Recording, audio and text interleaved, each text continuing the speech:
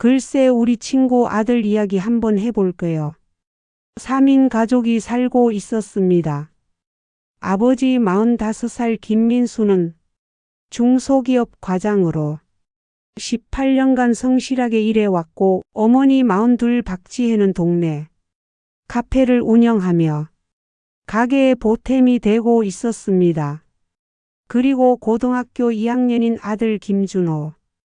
준호는 어려서부터 몸이 약했어요. 감기만 걸려도 한 달씩 앓았고 다른 아이들보다 키도 작고 체력도 부족했죠. 하지만 공부는 잘해서 서울대 의대 진학을 꿈꾸고 있었습니다. 아들이 의사가 되면 얼마나 좋을까. 민수 아버지의 소박한 꿈이었어요. 2023년 10월 준호가 학교에서 쓰러졌습니다. 응급실로 빨리 와주세요. 민수는 회사에서 급하게 뛰쳐나왔어요. 병원에 도착했을 때 준호는 의식을 잃은 채 응급실 침대에 누워 있었습니다. 혈압이 200을 넘고 있어요. 신장 기능 수치가 심각합니다. 의사의 말에 민수 부부는 멘붕이 왔어요. 말기 신부전입니다. 즉시 투석을 시작해야 하고 근본적 치료를 위해서는 신장이식이 필요합니다. 18세 아이에게 말기 신부전이라니. 민수는 머리가 하얘졌어요. 그 이후 준호의 삶은 완전히 바뀌었습니다. 일주일에 3번 투석을 받아야 했고 하루 종일 피곤해하며 잠만 잤어요. 서울대 의대 진학의 꿈도 포기해야 했죠. 아빠, 나 때문에 미안해. 준호가 가끔씩 하는 말에 민수는 가슴이 찢어질 것 같았어요. 병원비도 만만치 않았어요. 매월 투석비만 700만 원. 민수는 밤에 대리운전, 아르바이트까지 시작했습니다. 제가 신장을 주겠습니다. 민수는 주치의에게 말했어요. 조직적 합성 검사부터 해보겠습니다. 부모님이라고 해서 무조건 맞는 건 아니거든요. 검사 결과는 기적적이었어요. 완벽한 조직 일치. 의사도 놀랄 정도로 완벽한 매치였습니다. 이런 경우는 정말 드물어요. 운이 좋으시네요. 민수는 눈물이 났어요. 내 아들이니까 당연하지. 수술 날짜가 잡혔습니다. 2024년 1월 15일. 수술 전날 민수는 마지막 정밀 검사를 받았습니다. 혈액 검사, 심전도, 흉부 엑스레이. 모든 검사가 끝나고 의사가 민수를 조용히 불렀어요. 잠깐 상담실로 오시겠어요? 무슨 문제가 있나 싶었는데 의사의 표정이 심상치 않았어요. 검사 결과에 이상이 있습니다. 하지만 수술에는 전혀 문제 없어요. 다만 의사는 한참을 망설이더니 서류 하나를 내밀었습니다. 혈액형 재검사 결과인데요. 아드님과 혈액형이 다릅니다. O형과 AB형에서는 O형이나 B형 자녀가 나올 수 없습니다. 민수는 귀를 의심했어요. 자신은 O형, 준호는 O형. 지금까지 별 생각 없이 지나쳤는데 정확한 확인을 위해 DNA 검사를 해보실까요? 민수는 고개를 저었어요. 이미 답을 알 것 같았거든요. 그날 밤 민수는 잠을 못 이뤘어요. 18년간의 기억들이 스쳐 지나갔어요. 준호가 첫 걸음마를 했을 때 처음 아빠라고 불렀을 때, 초등학교 입학식에서 손을 잡고 걸었을 때, 18년간 내가 키운 아이인데 피가 섞이지 않았다고 해서 달라질 게 있나? 다음 날 새벽 민수는 아내 지혜에게 물었어요. 준호, 내 아이가 맞지? 지혜는 순간 얼굴이 하얘졌어요. 당신 뭔 소리를. 혈액형이 안 맞아. DNA 검사까지는 안 했지만 말해줘. 지혜는 한참을 울더니 고백했어요. 미안해. 결혼 초기에 잠깐 다른 사람이 있었어. 누구야? 대학 동창이었어. 지금은 연락 두절이야. 미국으로 이민 간 걸로 알아. 민수는 주먹을 꽉 쥐었어요. 18년간의 배신감이 한 번에 몰려왔죠. 수술까지 6시간. 민수는 병원 복도를 걸으며 고민했어요. 내 아이가 아닌데 내 신장을 줘야 하나? 18년간 속았는데 왜 내가 그 남자를 찾아서 신장을 달라고 해야 하나? 하지만 중환자실에 누워있는 준호를 보니 마음이 무너졌어요. 아빠, 무서워. 수술복을 입은 준호가 작은 목소리로 말했어요. 그 순간 민수는 깨달았어요. 혈연이 중요한 게 아니라는 걸. 수술 진행하겠습니다. 민수는 의료진에게 말했어요. 혈액형이 다른 건 알고 계시죠? 네. 그래도 제 아들이에요. 수술실로 들어가면서 민수는 준호에게 말했어요. 걱정 마. 아빠가 다 해결해 줄게. 수술은 8시간 동안 진행됐어요. 다행히 성공이었습니다. 수술 후 한 달. 준호의 몸 상태가 놀랄 만큼 좋아졌어요.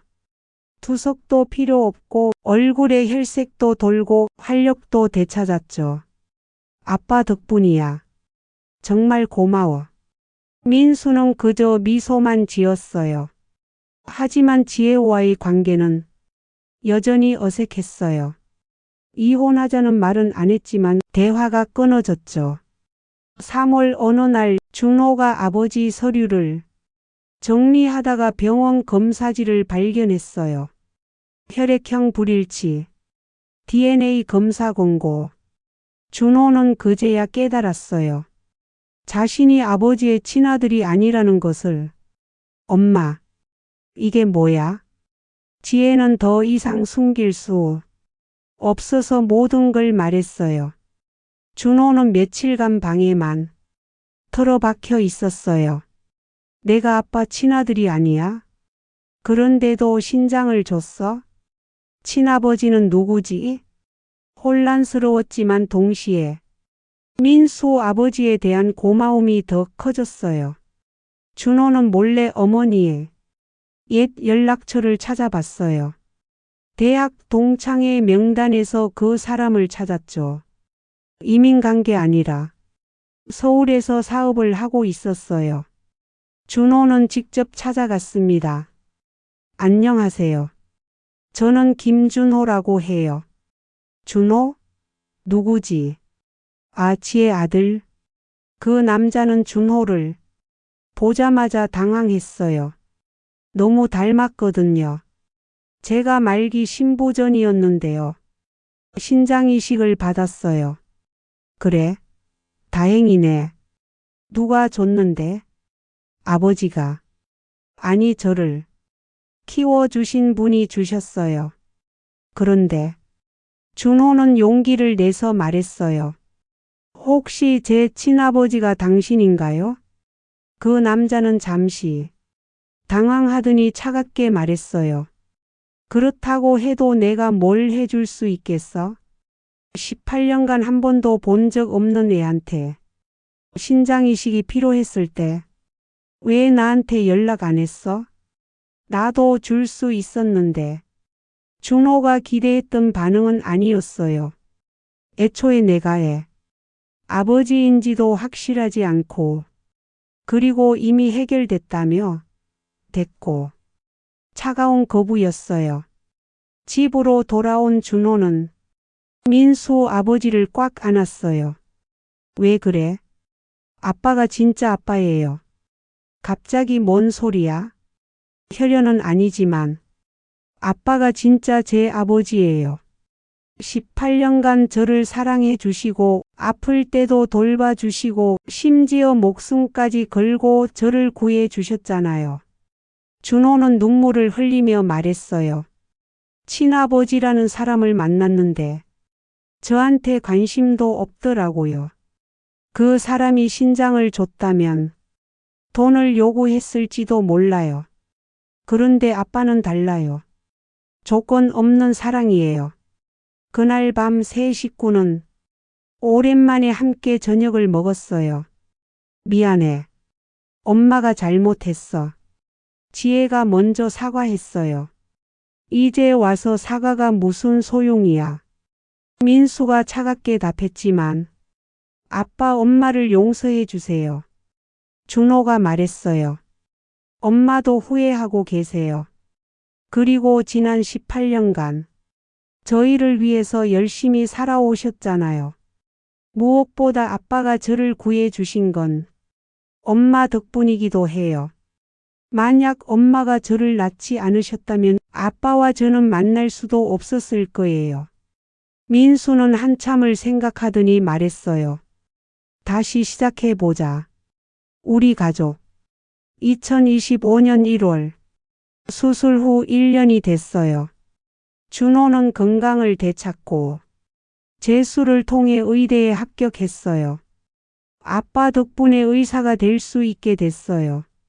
나중에 신장내과 전문의가 돼서 아빠 같은 환자들을 도울게요. 민수 부부도 관계를 회복했어요. 상처는 있지만 18년간 쌓아온 가족의 의미를 다시 깨달았거든요. 대학교 입학식 날 준호는 가족관계 증명서를 받으러 갔어요. 성인이 되면 친아버지를 찾아서 성을 바꿀 생각이에요? 어머니가 걱정스럽게 물었어요. 무슨 소리예요? 저는 김준호예요. 김민수 아버지의 아들 김준호. 혈연보다 진한 건 사랑이잖아요. 지금도 민수 아버지는 정기검진을 받으러 병원에 갑니다.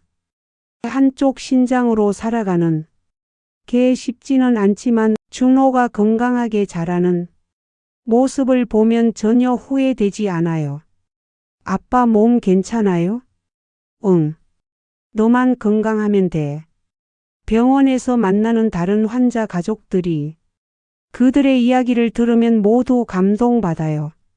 친아들이 아닌데도 신장을 주셨어요? 18년간 내 아들이었는데 친아들이 아니면 어때요? 의대 1학년이 된 준호는 아버지에게 편지를 썼어요. 아빠께 18년 전 아빠가 저를 처음 안아주셨을 때부터 지금까지 한 번도 친아들이 아니라는 이유로 사랑을 거둬 가신 적이 없어요. 오히려 더 많이 사랑해 주셨죠. 제가 아플 때마다 병원을 뛰어다니시고 제 꿈을 위해 밤늦게 일하시고 마지막엔 목숨까지 걸고 저를 구해 주셨어요. 혈연이라는 건 선택할 수 없지만 사랑은 선택할 수 있다는 걸 아빠를 통해 배웠어요. 친아버지는 저를 선택하지 않았지만 아빠는 매 순간 저를 선택해 주셨어요. 그래서 아빠가 진짜 제 아버지예요. 평생 자랑스러운 아들이 될게요. 사랑합니다. 아들 준호 올림. 3년 후 준호는 의대 본과 2학년이 되었어요. 신장내과 실습을 할 때마다 아버지 생각이 났죠. 선생님, 가족 간 신장이식에서 가장 중요한 게 뭔가요? 조직적 합성도 중요하지만 가장 중요한 건 사랑이에요. 진심으로 상대방을 위해 희생할 수 있는 마음. 그때 준호는 깨달았어요. 혈연은 우연이지만 가족은 선택이라는 걸. 매 순간 서로를 선택하고 사랑하고 희생할 때 비로소 진정한 가족이 되는 거라는 걸. DNA는 거짓말하지 않지만 사랑은 DNA보다 강하다는 걸. 민수 아버지는 수술대 위에서 증명해 보였습니다. 지금도 김 씨 가족은 매주 일요일 함께 시간을 보냅니다. 준호는 의대 공부에 열중하고 민수는 회사에서 승진해서 부장이 되었어요. 지혜는 카페를 확장해서 2호점까지 냈죠. 가끔 사람들이 물어봐요. 친아들이 아닌 걸 알고도 후회 안 하세요? 그러면 민수는 이렇게 답해요. 후회요? 18년간 최고의 아들을 키웠는데 뭘 후회해요? 혈연보다 진한 건 정이에요. 그리고 그 정은 하루아침에 만들어지는 게 아니라 18년간 쌓아온 거거든요. 진정한 가족은 피로 만들어지는 게 아니라 사랑으로 만들어진다는 것을 이 가족이 증명하고 있습니다. 혈연을 넘어선 진정한 사랑을 느꼈던 순간이 있다면 댓글로 남겨주세요. 이런 따뜻한 이야기가 더 많은 사람들에게 전해졌으면 좋겠어요. 공감하셨다면 좋아요와 구독 부탁드립니다.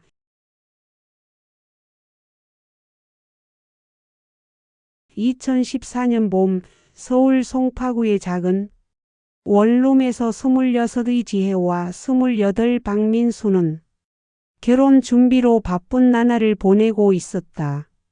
지혜는 동네 카페에서 바리스타로, 민수는 작은 IT 회사에서 개발자로 일하며 서로를 아끼는 평범한 연인이었다. 여보, 이 드레스 어때? 지혜가 웨딩드레스 사진을 보여주며 환하게 웃었다. 뭘 입어도 예뻐. 민수가 지혜의 머리를 쓰다듬으며 말했다. 우리 결혼하면 더 큰 집으로 이사 가자. 아이들도 낳고. 지혜의 얼굴에 행복한 미소가 번졌다. 둘 다 특별히 잘생기거나 예쁘지는 않았지만 서로를 바라보는 눈빛은 세상 그 누구보다 사랑스러웠다. 결혼식은 소박했다. 양가 가족과 친구들만 모인 작은 예식장에서 치른 결혼식이었지만 두 사람에게는 세상에서 가장 완벽한 순간이었다.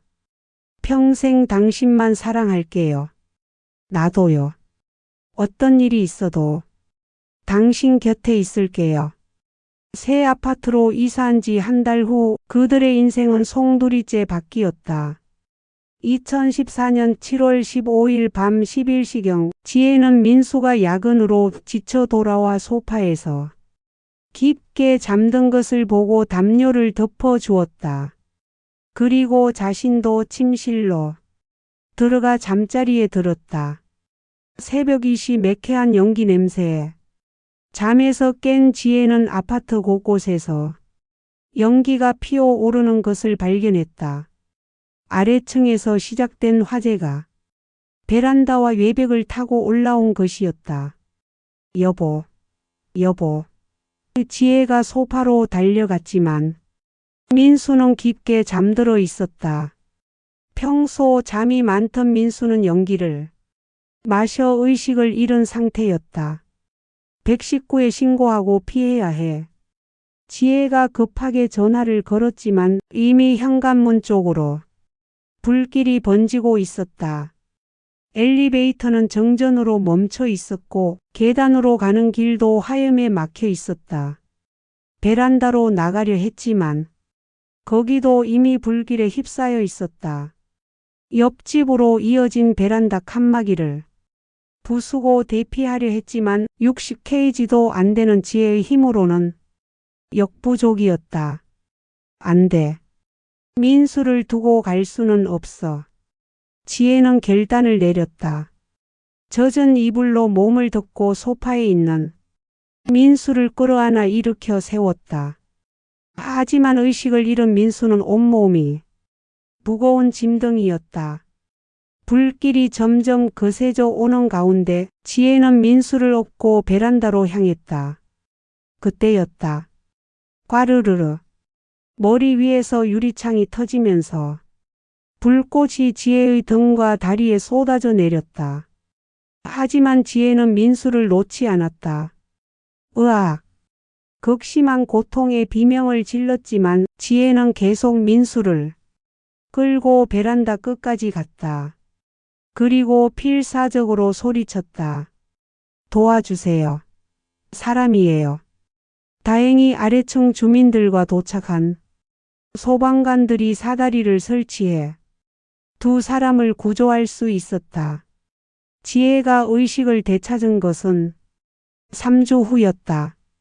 전신 70%의 3도 화상을 입은 지혜는 온몸이 붕대로 감싸져 있었다. 민수는 괜찮아요? 지혜가 간신히 물었다. 남편분은 연기 흡입으로 며칠 입원했지만 지금은 괜찮아요. 하지만 환자분은 의사가 말끝을 흐렸다. 저는 어떻게 된 거죠? 화상이 너무 심해서 완치되어도 흉터가 많이 남을 겁니다. 그리고 얼굴도. 거울을 들여다본 지혜는 충격으로 말을 잃었다. 예전에 얼굴은 온데간데없고 화상으로 일그러진 모습만이 있었다. 그런데 민수는 지혜가 깨어난 후에도 병원에 나타나지 않았다. 한 달 후 드디어 민수가 병원에 왔다. 하지만 그의 표정은 지혜가 기대했던 것과 달랐다. 지혜야, 여보, 보고 싶었어요. 당신이 무사해서 다행이에요. 민수는 한참 동안 말을 하지 못했다. 그리고 드디어 입을 열었다. 미안해. 정말 미안해. 뭐요? 당신 잘못이 아니에요. 우리 집이 불난 건 우리 잘못이 아니잖아요. 지혜야. 나는 이런 모습에 너를 사랑할 자신이 없어. 지혜의 얼굴이 굳어졌다. 무슨 말이에요? 미안해. 정말 미안해. 하지만 매번 널 볼 때마다 그날 밤이 떠올라서 그리고 내 모습이 내가 당신을 구했잖아요. 내가 당신 목숨을 구했다고요. 고마워. 정말 고마워. 하지만 나는 못생겨진 내가 싫어. 미안해. 민수는 이혼 서류를 침대 위에 놓고 병실을 나갔다. 지혜는 며칠 동안 아무것도 먹지 못했다. 저런 인간이 어딨어. 지혜의 언니가 분통을 터뜨렸다. 목숨 걸고 구해줬는데. 언니, 그래도 민수 마음을 이해해. 지혜가 힘없이 말했다. 무슨 소리야. 너 정신 차려. 하지만 지혜는 이미 결심을 굳혔다. 평생을 화상 환자로 살아갈 바에는 다른 길을 찾아보겠다고. 언니 나 의대 가려고 해. 뭐? 화상으로 고통받는 사람들을 도와주고 싶어. 나 같은 사람들을. 지혜야 내가 지금 무슨 상황인지 알아? 의대를 어떻게 가? 할 수 있어. 해낼 거야. 지혜는 병원에서 퇴원한 후 곧바로 독학을 시작했다. 화상으로 인한 장애 수당과 보험금으로 생활하며 하루 16시간씩 공부했다. 사람들의 시선은 여전히 따가웠다. 길을 걸으면 아이들이 놀라서 울음을 터뜨렸고 어른들은 수군거렸다. 저 사람 얼굴 좀 봐. 화상 입었나? 무서워서 어떻게 다녀. 하지만 지혜는 굴복하지 않았다. 마스크와 모자로 얼굴을 가리고 도서관에서 공부했다.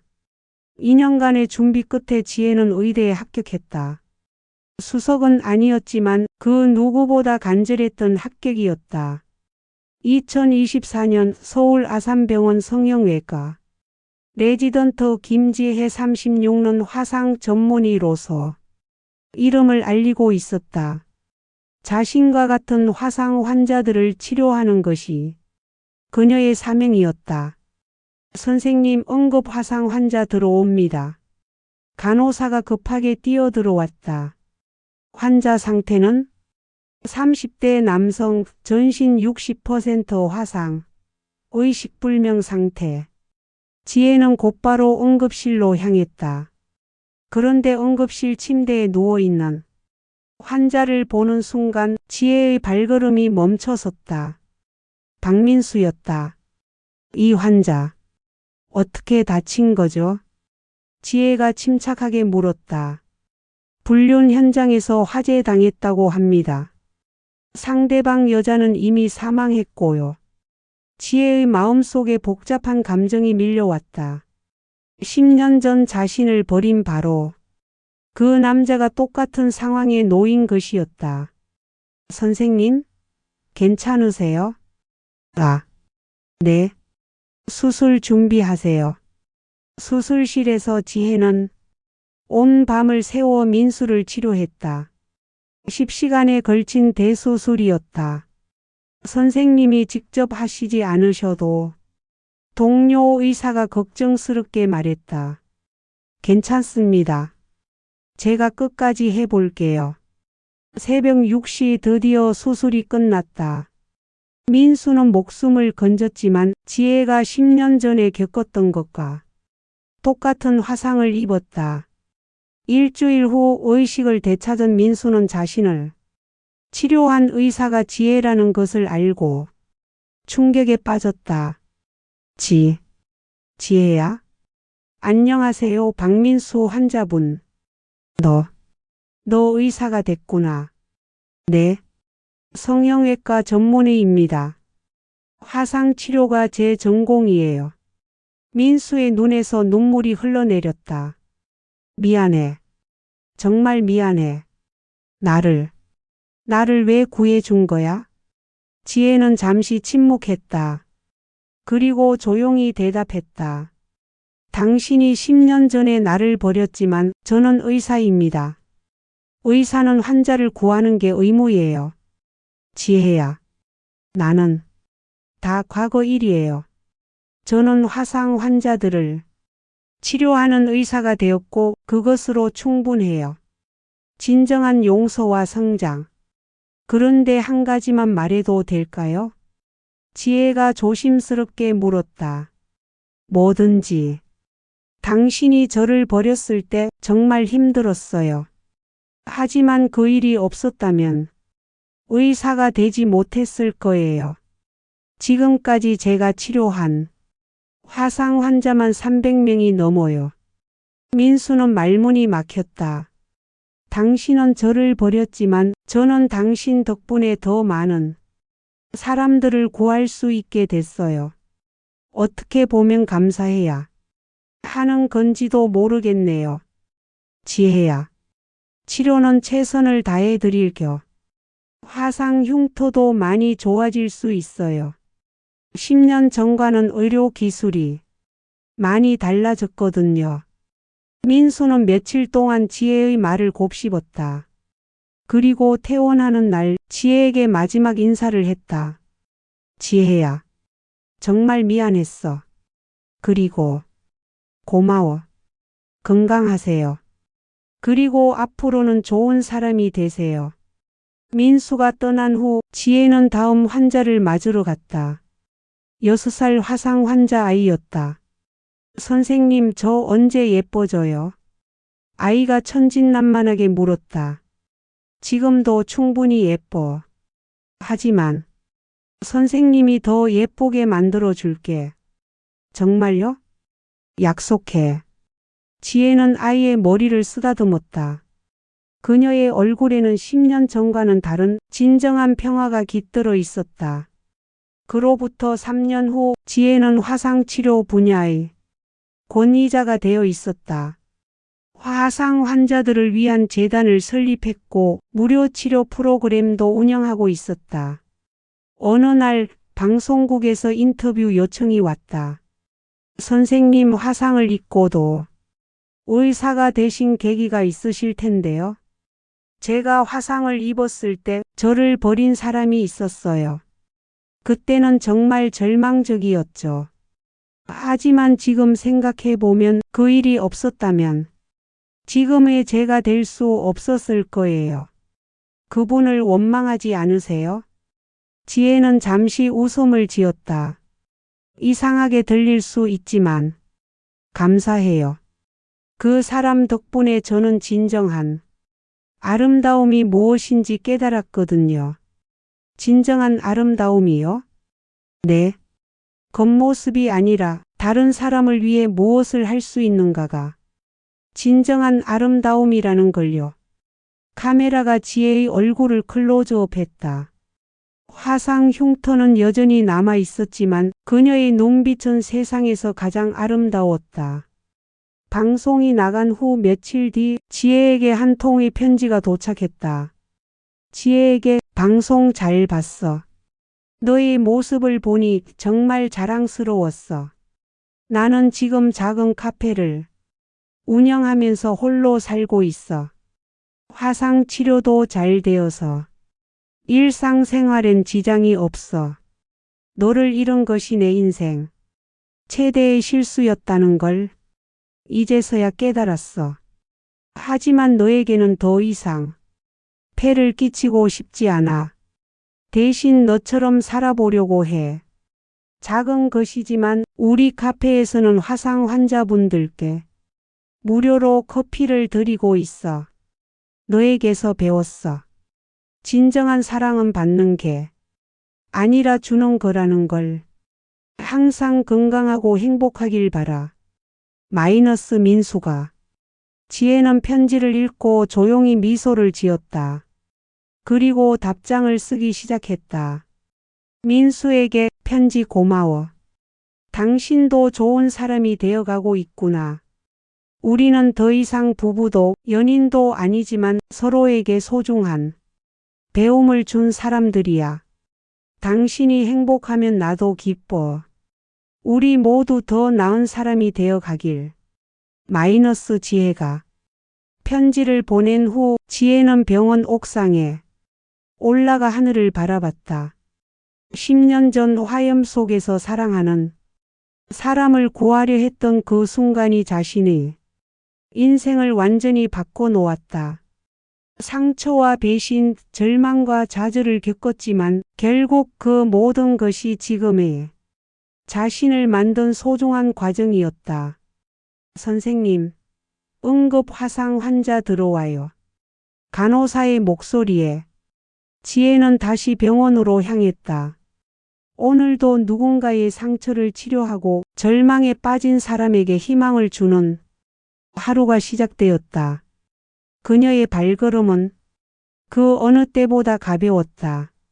화상으로 일그러진 얼굴이지만 김지혜는 세상에서 가장 아름다운 사람이었다.